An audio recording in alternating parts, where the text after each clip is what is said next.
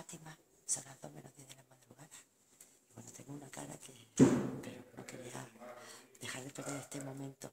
Fijaros, está en la entrada del hotel en el que estamos, el Hotel Santa María. Y ya hemos llegado a Fátima. Mañana ya empieza nuestro día de actividad, el cual hemos venido aquí al evento a pasar estos 4 días.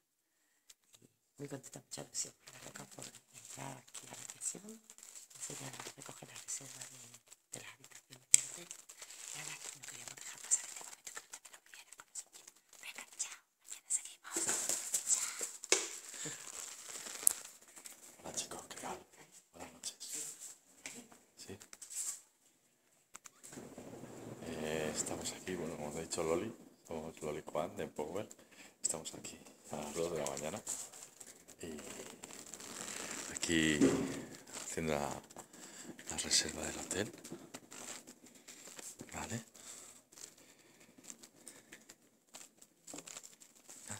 Aquí os dejamos con esta breve... Mira la cara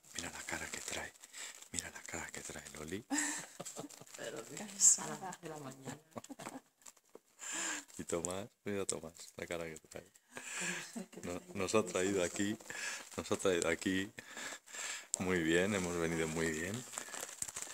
Y nada, voy a coger otra maleta que me dejo por aquí.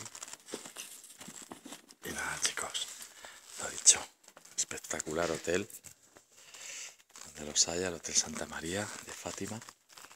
¿Vale? Y nada, os dejo que tengo que entregar los DNIs. Venga, chao, chao, buenas noches.